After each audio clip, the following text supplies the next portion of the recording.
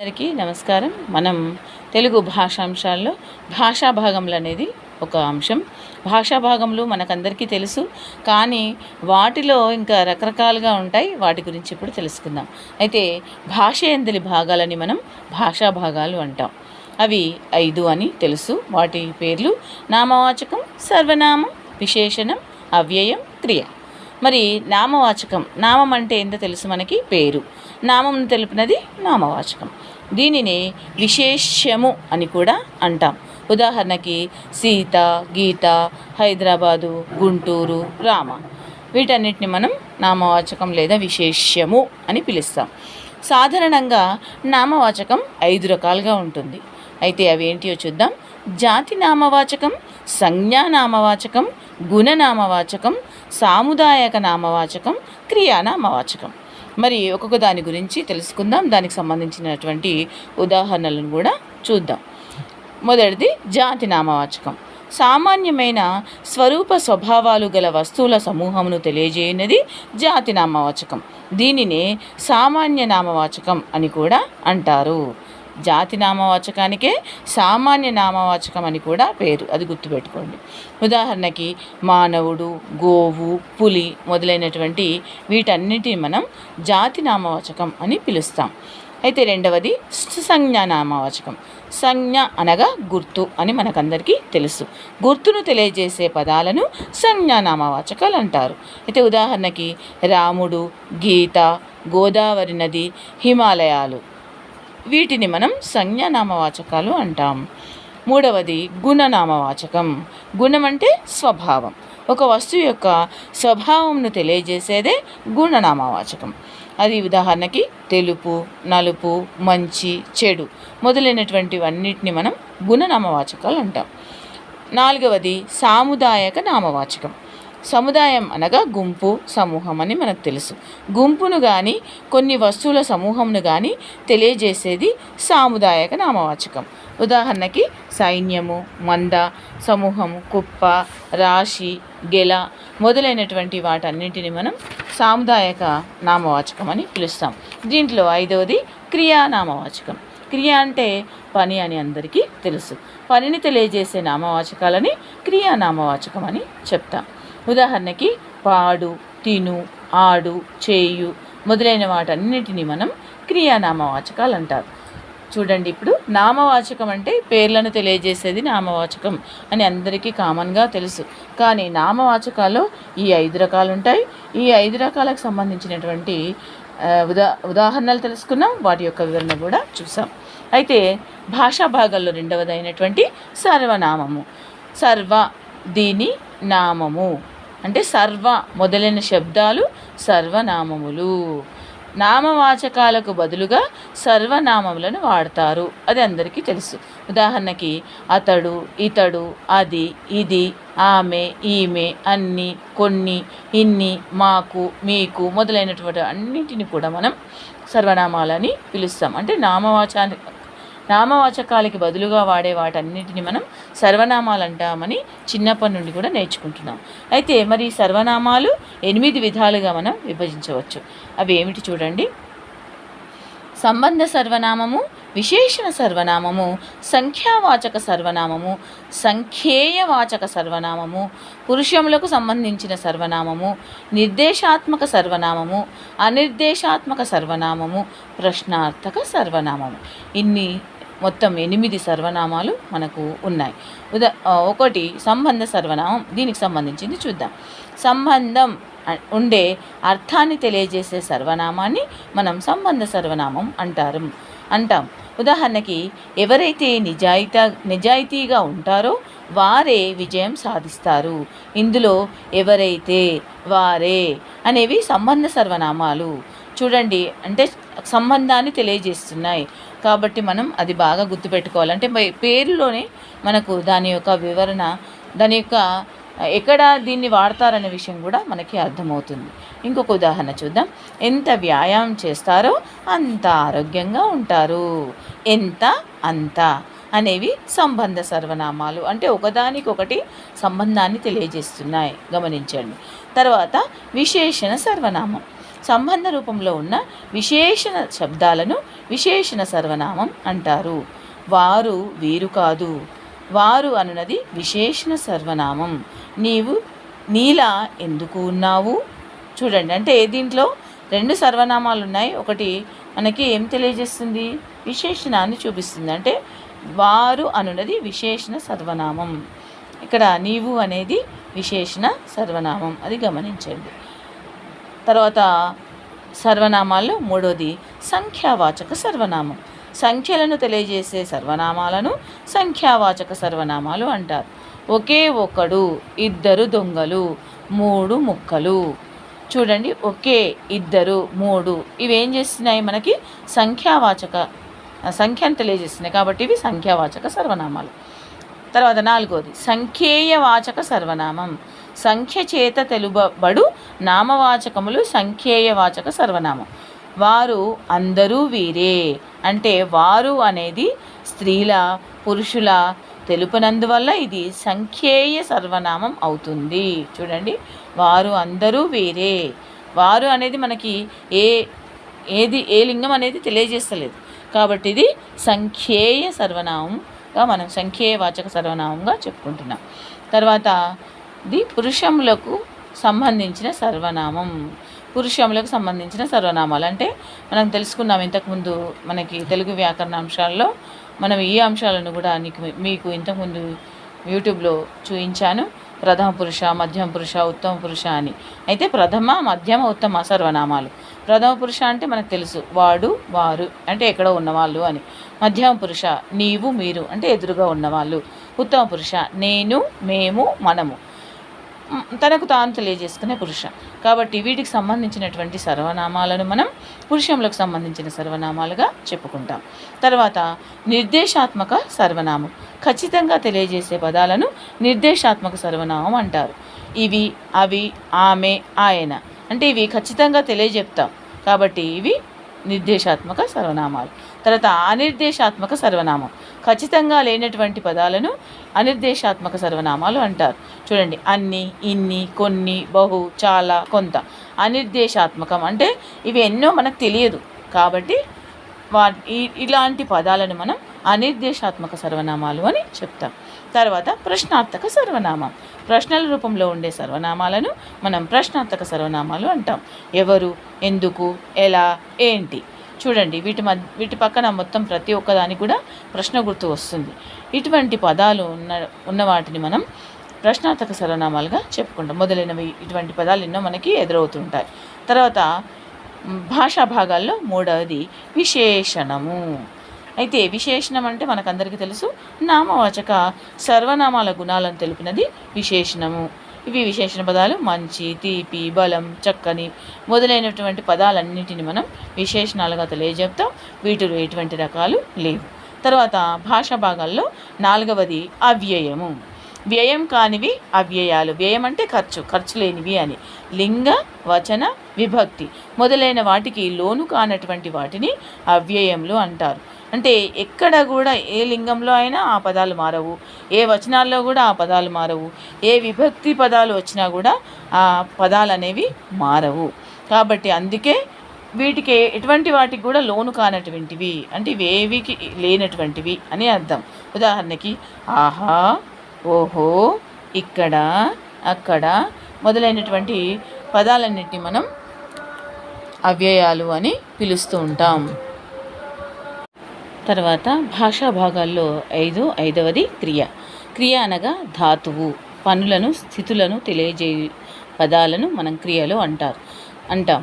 క్రియలకు మూల రూపమే ధాతువు. ధాతువు అనగా ప్రత్యయములు చేరుటకు యోగ్యమైన మూల రూపము. ఉదాహరణకి వండుతున్నది, చదువుతున్నది, పరిగెత్తుతున్నాడు, ఆడుకుంటున్నారు. మరి ఇటువంటి వాటన్నింటిని మనం క్రియా పదాలు అని చెప్పుకుంటాం. మరి క్రియలో కూడా మనకి ప్రధానంగా 4 రకాలు ఉన్నాయి. అవి సమాపక క్రియలు, అసమాపక క్రియలు, సకర్మక క్రియలు, అకర్మక క్రియలు. మరి సమాపక క్రియలకు సంబంధించినటువంటి వివరణలు చూద్దాం. వాక్యాన్ని పూర్తి చేసి ఆ వాక్యంకు పూర్తి అర్థమునిచ్చే క్రియలని మనం సమాపక క్రియలు అంటారు. మళ్ళీ ఈ సమాపక క్రియల్లో కూడా 3 రకాలు ఉన్నాయి. 1 భూతకాల క్రియ, 2 వర్తమాన కాల క్రియ, 3 భవిష్యత్ కాల క్రియ. మరి భూతకాల క్రియను చూద్దాం. దీనిని మనం భూతార్థం అని కూడా వ్యవహరిస్తారు. కాబట్టి ఇక్కడ రకరకాల పేర్లు వస్తున్నాయి. మనం వాటన్నింటినీ చాలా బాగా గుర్తుపెట్టుకోవాల్సిన అవసరం ఉంది. ఈ భూతకాల క్రియనే మనం భూతార్థం అని కూడా పిలుస్తూ ఉంటాం. జరిగిపోయిన క్రియల గురించి తెలిపేదే భూతకాల క్రియ. మనకు తెలుసు, కాలాల గురించి కూడా మనం ఇంతకుముందు వీడియోలో విన్నాం. భూతకాలం అంటే జరిగిపోయినది అని తెలియజేస్తుంది. కాబట్టి ఇది జరిగిపోయిన క్రియలు తెలిపేదే భూతకాల క్రియ. వ్యావహారిక భాషలో ధాతువును అను, ఆము, ఆరు, ఆడు వంటి ప్రత్యయాలు చేరుతాయి. చూడండి, ఉదాహరణకి చదివాను, చదివాము, చదివారు, చదివాడు, తిన్నాను, తిన్నాము, తిన్నారు, తిన్నాడు మొదలైన వాటన్నింటిలో కూడా చూడండి ఆను, ఆము, ఆరు ఇవే మనకు కనబడుతున్నాయి. చూడండి, చదివాము, ఆము, చదివారు, ఆరు, చదివాను, ఆను, చదివాడు, ఆడు ఇలాంటి ప్రత్యయాలు మనకు కనబడుతున్నాయి. మనం గుర్తుపెట్టుకోవాలి, వ్యవహారిక భాషలో ధాతువును మనం ఈ ఈ ఆను, ఆము, ఆరు, ఆడు వంటి ప్రత్యయాలు చేరుతాయనేటటువంటి తెలుసుకోవాలి మనం. అయితే గ్రాంధికంలో అయితే ధాతువునకు ఇతి, ఇతిమి చేరుతుంది. ఉదాహరణకి చదివితిని, చదివితిమి, తింటిని, తింటిమి. అంటే గ్రాంధిక భాషకి వ్యవహారిక భాషకి మనకి పదాల్లో తేడా ఉంటుంది కాబట్టి అది మనం గమనించాలి. తర్వాత ఈ సమాపక క్రియలో రెండవదైనటువంటి క్రియ వర్తమాన కాల సమాపక క్రియ. చూడండి, ఇది 3 కాలాలు: భూతకాల, వర్తమాన కాల, భవిష్యత్ కాల క్రియలు. సమాపక క్రియల్లో 3 తెలుసుకుంటున్నాం. రెండవదైనటువంటి ఈ వర్తమాన కాల సమాపక క్రియ ప్రస్తుతం జరుగుతున్న పనులను తెలుపు క్రియలను మనం వర్తమాన కాల క్రియ అంటారు. వ్యవహారిక భాషతో క్రియలకు తున్న అను ప్రత్యయం చేరుతుంది. చూడండి, ఉదాహరణకి చదువుతున్నది, చదువుతున్నాడు, ఆడుతున్నారు, ఆడుతున్నది, ఆడుతున్నాను, ఆడుతున్నారు, తున్న వ్యవహారిక భాషలో తున్న అని వచ్చింది అనుకో, అది వర్తమాన కాల సమాపక క్రియ అని గుర్తుపెట్టుకోవాలి. సరళ గ్రాంధిక భాషలో అయితే చున్ అనే ప్రత్యయం చేరుతుంది. చూడండి, చదువుచున్నది, చదువుచున్నాడు, చదువుచున్నారు, ఆడుచున్నది, ఆడుచున్నాడు, ఆడుచున్నారు. చున్ అనేది ప్రతి ఒక్క పదంలో మనకు కనబడుతుంది. కాబట్టి గ్రాంధిక భాషలో అయితే చున్ అనే ప్రత్యయం, అదే వ్యవహారిక భాషలో అయితే తున్న అనే ప్రత్యయం. కాబట్టి ఏ దానికి అది చాలా బాగా గుర్తుపెట్టుకోవాల్సిన అవసరం ఉంది. తర్వాత భవిష్యత్ కాల సమాపక క్రియ. జరగబోయే పనుల గురించి తెలుపు క్రియలను భవిష్యత్ కాల క్రియలు అని మనం చెప్తుంటాం. దీనినే భవిష్యదత్తకం అని కూడా అంటారు. భవిష్యదత్తకం గుర్తుపెట్టుకోండి. తర్వాత వ్యవహారిక భాషల్లో ఈ క్రియలకు తాను, తాము, తాడు వంటి ప్రత్యయాలు చేరుతాయి. ఉదాహరణకు చూడండి, చదువుతాను, చదువుతాము, చదువుతారు, చదువుతాడు, ఆడుతాను, ఆడుతాము, ఆడుతారు, ఆడుతాడు, తాను, తాము, తాడు. చూడండి, చివరిలో ప్రతి ఒక్క దాంట్లో అవే వచ్చాయి. ఇటువంటి పదాలు మనకు కనిపించాయంటే అవి భవిష్యత్ కాల సమాపక క్రియలుగా మనం అది వ్యవహారిక భాషలో. అదే మరి సరళ గ్రాంధిక భాషలో అయితే గల అనేటటువంటి ప్రత్యయం చేరుతుంది. ఉదాహరణకి చదవగలను, చదవగలము, చదవగలరు, ఆడగలను, ఆడగలము, ఆడగలరు. గల అని వచ్చింది చూడండి ప్రతి ఒక్క పదంలో కూడా. కాబట్టి ప్రతి ఒక్క కాలానికి అంటే ఈ సమాపక క్రియలో మూడిటికి సంబంధించిన దాంట్లో సరళ గ్రాంధికంలో ఏ ధాతువు ఉందో చెప్పాము, అలాగే వ్యవహారిక భాషలో కూడా ఏ ధాతువు వస్తుందో కూడా తెలుసుకున్నాం. కాబట్టి అది గుర్తుపెట్టుకోండి. తర్వాత క్రియలలో రెండవదైనటువంటి అసమాపక క్రియలు.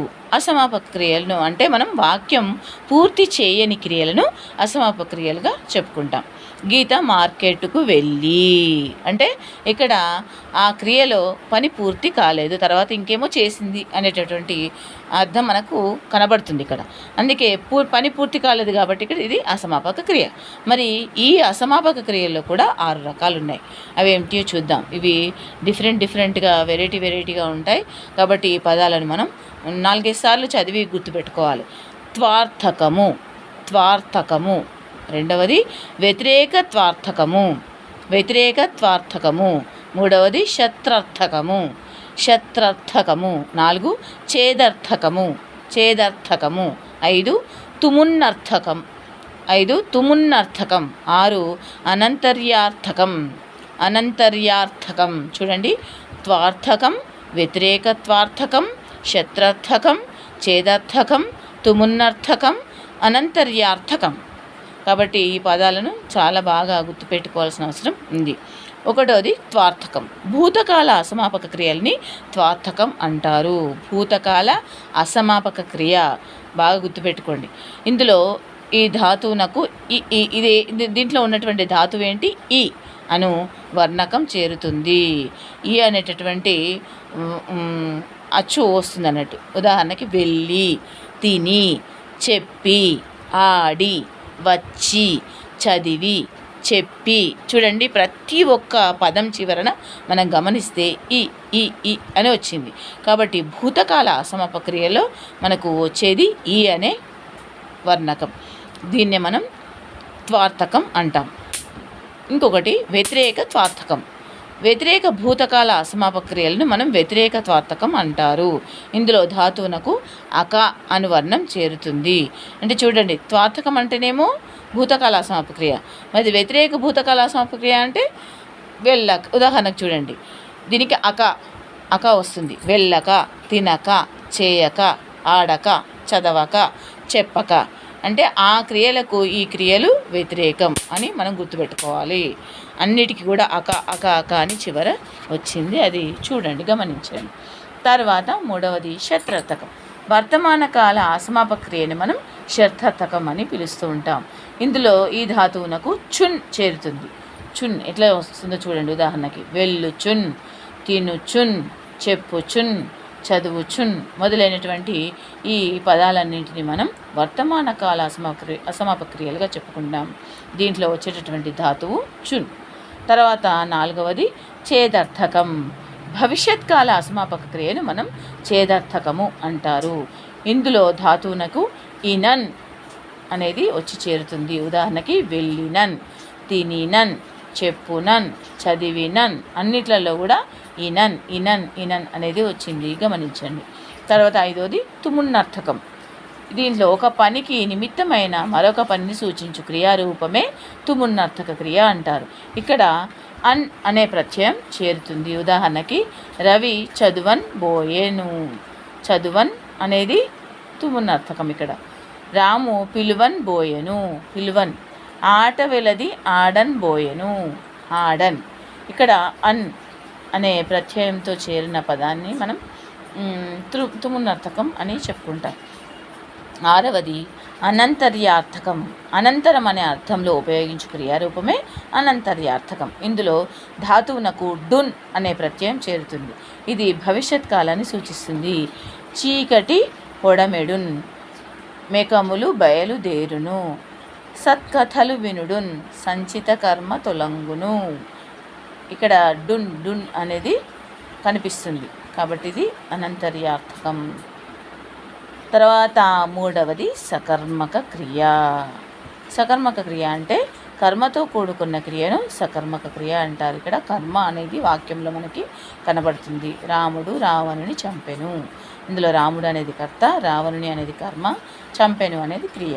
అంటే వాక్యంలో మనకి తప్పకుండా కర్మ అనేది ఉంటుంది. అప్పుడు ఆ కర్మ ఉన్నప్పుడు దాన్ని మనం సకర్మక క్రియ అని పిలవాలి. తర్వాత నాలుగవది అకర్మక క్రియ. కర్మతో కూడుకొనని క్రియను అకర్మక క్రియ. చూడండి, ఆ అంటే కర్మ లేదు, కర్మ లేనటువంటి క్రియ. గ్లాసు పగిలింది. ఇక్కడ కర్త ఉంది, క్రియ ఉంది, కర్మ లేదు. కాబట్టి ఇదేం వాక్యం? అకర్మక క్రియ కలిగినటువంటి వాక్యం. అది గుర్తుపెట్టుకోండి. చెట్టు విరిగింది, పాము చచ్చింది. ఇవి మనకు అకర్మక క్రియకు సంబంధించినటువంటి వాక్యాలు. అది గమనించండి.